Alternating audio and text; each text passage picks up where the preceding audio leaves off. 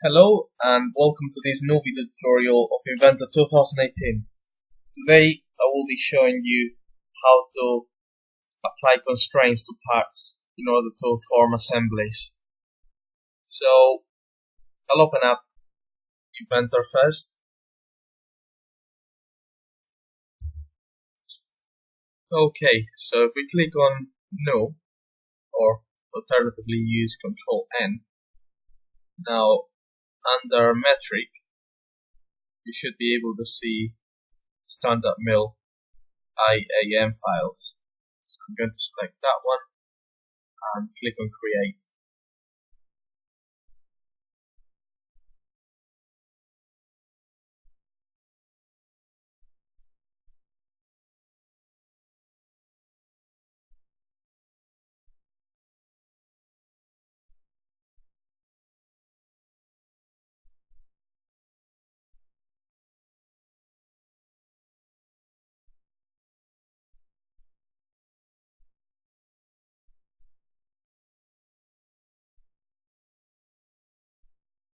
Okay, so it has now loaded. I'm going to click on place.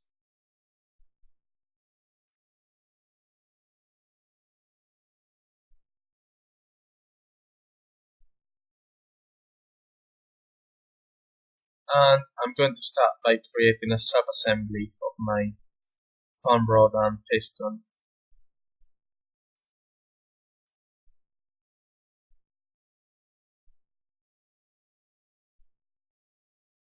And I'll click on skip all, skip it,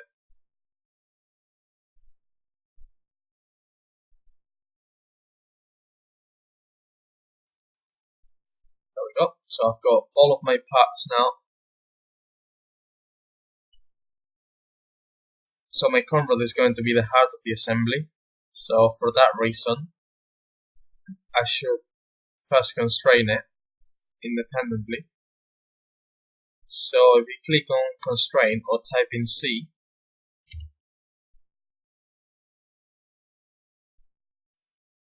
now if I hover over this face, the axis will display.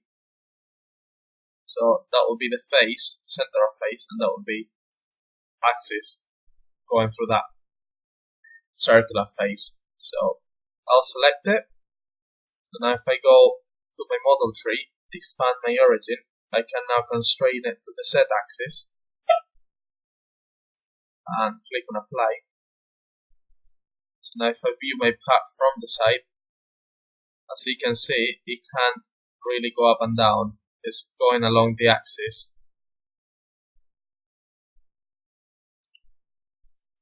So I now need to constrain it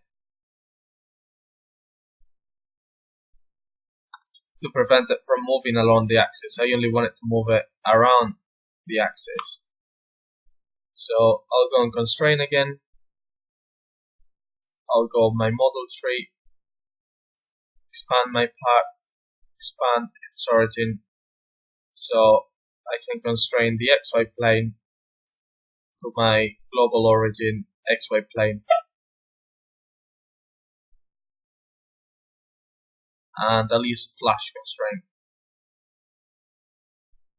Okay, so now as you can see, it can rotate, but it can't move anywhere else. So I'll be now constraining the bottom. So if I click on constraint, there are several ways of doing this. You could, for example, do it using mate and flash constraints. So for example, I can make these two faces,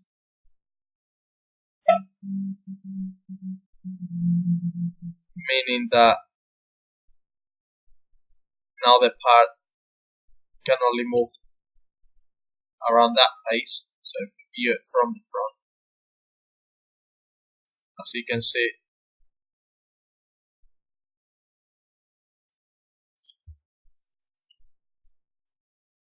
so now we can, for example, use a flash constraint between these two faces.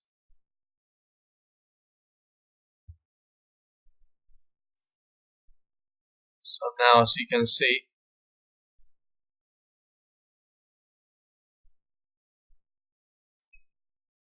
it is constrained in that direction.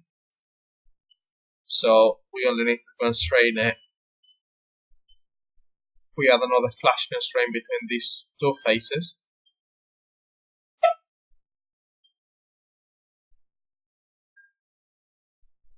Now, as you can see, the path has been perfectly constrained.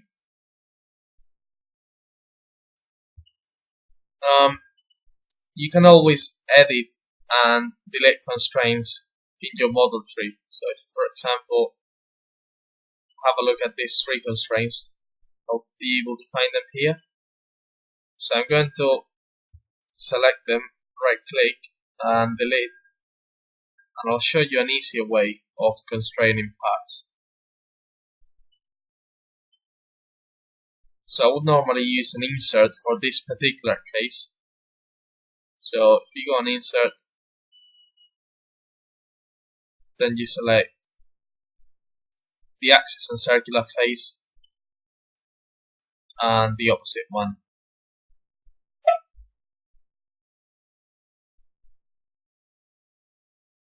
And now, as you can see, it has constrained that face through that axis. So now I can do the same with the opposite one. I can simply apply another insert constraint between those two.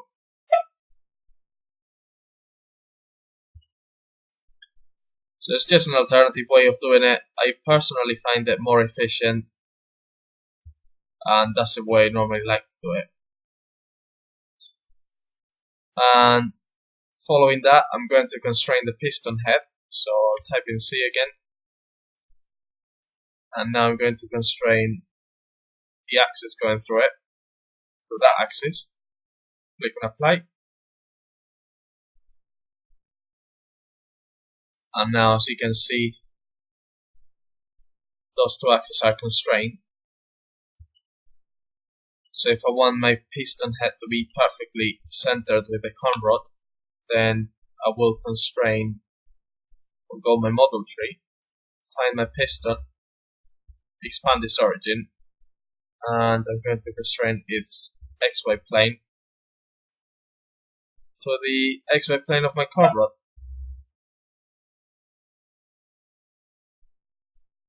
And I can just pull it up to place it straight.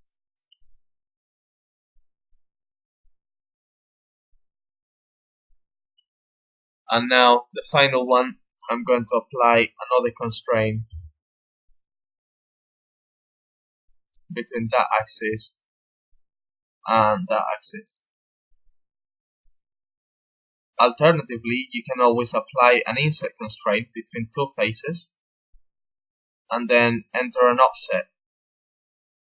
So it's just another way of doing it. In this case, I will just constrain it exactly the same way as I did with the piston head. So now it's constrained to the axis, and in order to place it right at the center, I will constrain its XY plane with its XY plane and click on apply. There we go, that's our part completely constrained. Some of you will say, hang on a minute, my con rod is going through my piston head. How is that possible? Well, that's simply because nothing tells Inventor that matter can't go through matter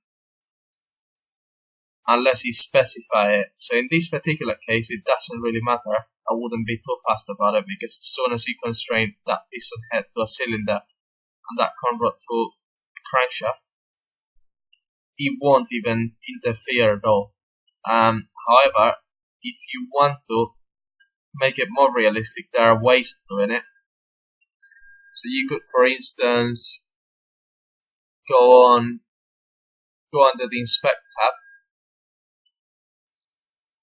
You can always use the analyze interference tool. It's quite useful. So you can, for example, define a second set, and click on OK, and it will tell you whether there are interferences or not, and what's the volume of the interference. So it's quite a useful tool. Anyway, I'll carry on explaining what I was meant to explain. So if I right click on these two parts after I select them, and I turn them into contact sets, now they are contact sets. Still they go through each other, but as soon as I activate the contact solver,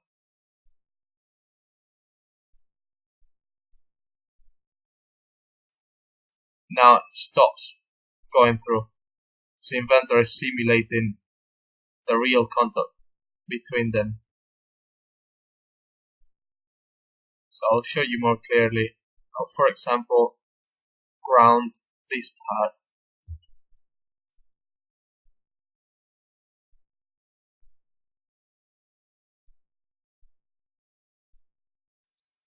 And I'll just unground it.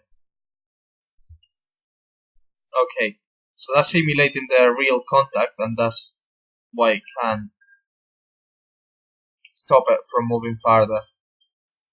Another way of doing it, you can simply apply a constraint. Okay, so I will go under angle constraint,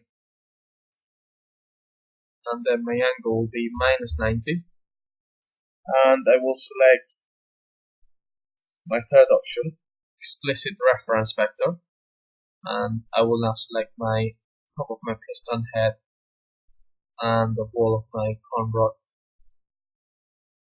And if you click under this arrow, you can set your maximum and minimum limits. So you can, for example, select -30, so maximum limit,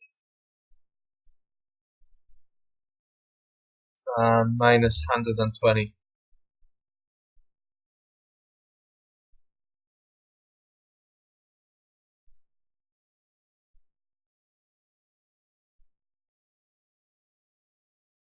And I forgot to select my reference vector, which will be the axis going through the pin. There we go. So first selection is the top of my head, or piston head. The second selection is the wall of my con rod, and the third selection is the axis going through the piston head. And I've set my limit, so I'll click and apply. I'll make sure that my con rod is grounded, and now, as you can see, it has stopped moving in that direction.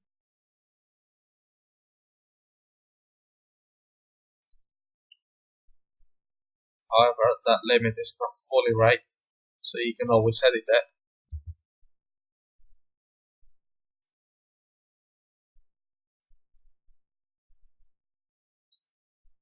So I think it should be 60 degrees.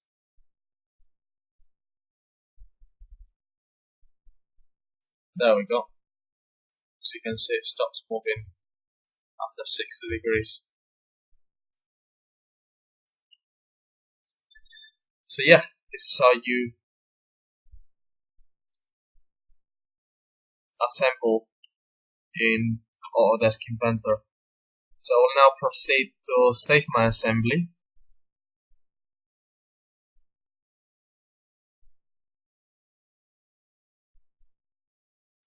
And I can now create a new assembly part.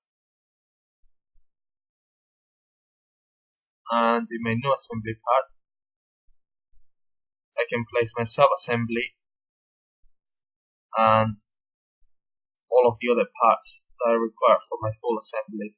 So my crankshaft, crankshaft casing, and engine block.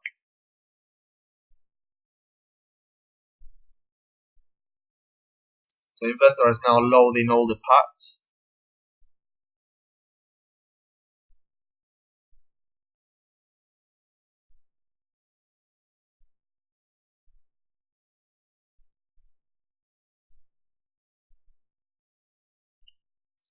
So all of my parts are here now. What I will do now, I will constrain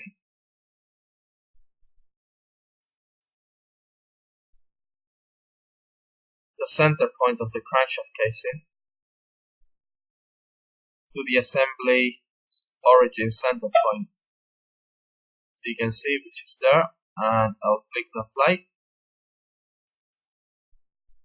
So I am ensuring that my engine block will stay at the center and everything else will be centered. So I'll now right click on my part and click on grounded.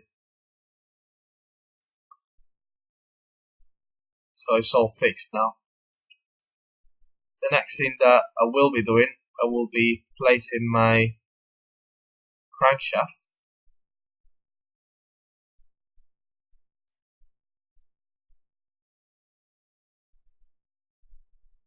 so if I type in C, I can now constrain the axis going through it, through this axis, and click on apply.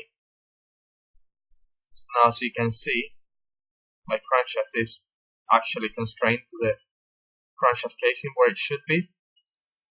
However, I now need to constrain it in order to make it centered. That's why I created this plane when I modeled the part. It's very simple to create. All you have to do is go on plane and select the option mid plane between two planes, and then you select two faces and it creates a plane just in between. So I can now constrain this plane with this plane. You can choose between flash and mate, and that will reverse the direction. So I'll hit apply now. So now if I double click on my part, Inventor will open it within the assembly file. So as you can see now, every other part is now in grey, it's isolated, and I have my model tree for the crankshaft.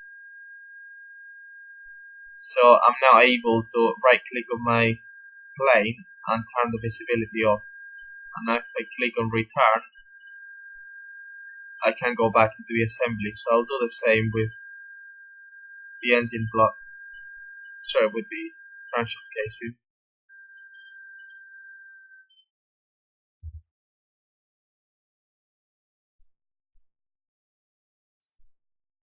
And now I can proceed to assemble the cylinder block. So, like I did earlier, I will be using insert constraints in this case, but you can just constrain the faces like I showed you.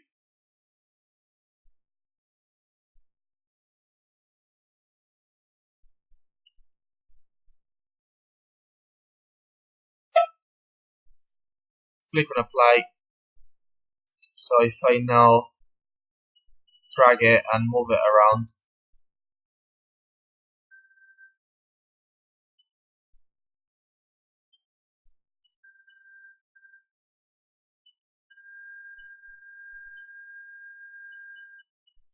maybe I can constrain one of the ones at the back.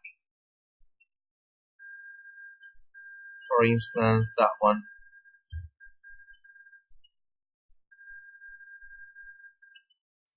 So I'll hit constrain and I will constrain that one to that one. Looks like it's not the right one.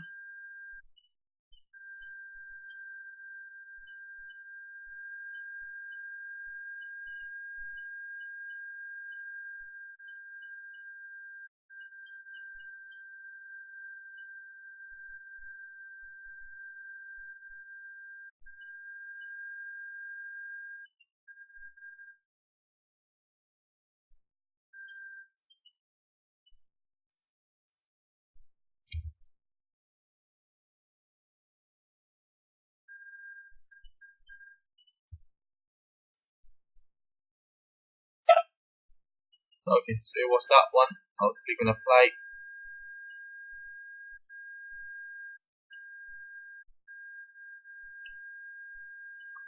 So if I now use Control C to copy my sub-assembly and now Control V to paste it another 5 times.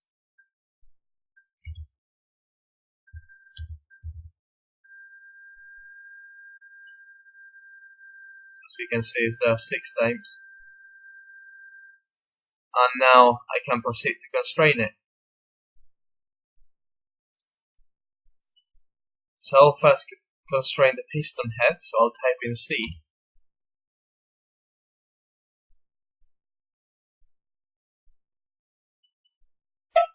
And constrain all the piston heads separately.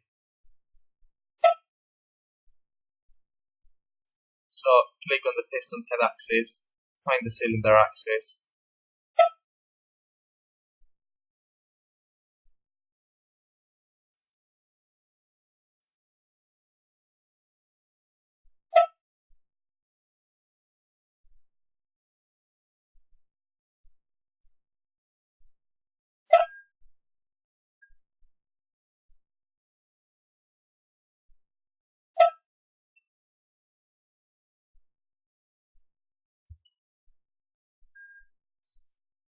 So I can now close this.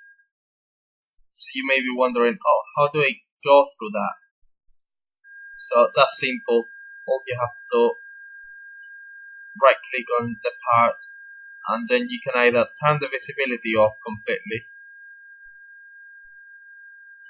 So visibility is here.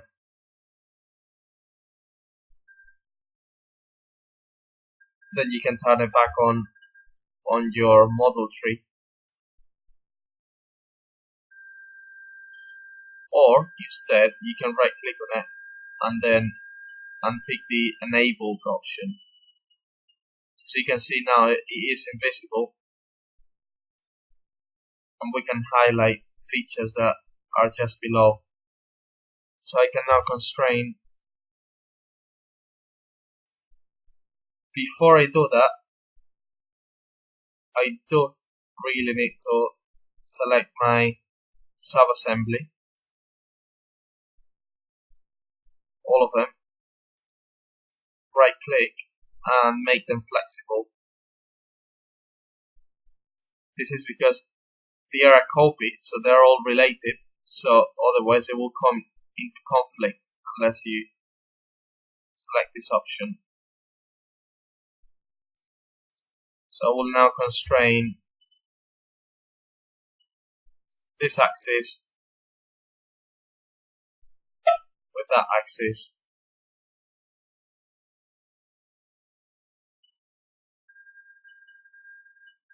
I'll do the same with that one. I'll pull them out a little bit, some of them, so they become a little bit easier to constrain. Yep, that should be easy enough. So now I can constrain those axes together.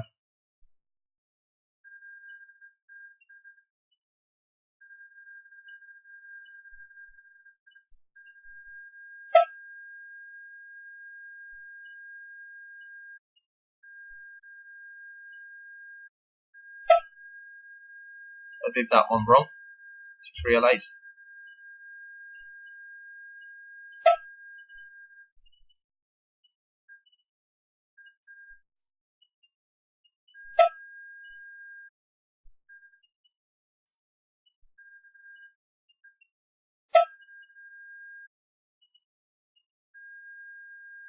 That's it. So it's all constrained and should be able to turn.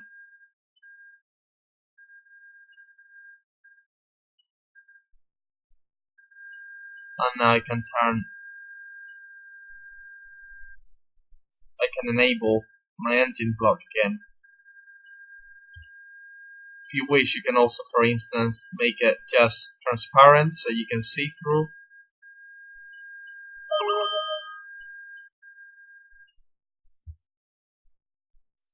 So another thing I'll be showing you, as you can probably see, my piston heads are going above where they should go.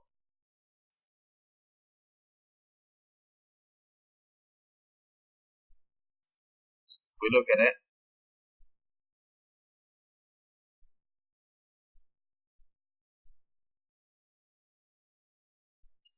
so what I can do, I can use my measure tool. So if I type in M, or alternatively you will find that under the inspect tab, I can now measure the distance between these two faces. So that's 10.4 mil. That's sticking out. So I can now double click on my crankshaft, and because I applied parameters when I modeled it, I can go on my parameters and edit the length of the stroke. So I can make it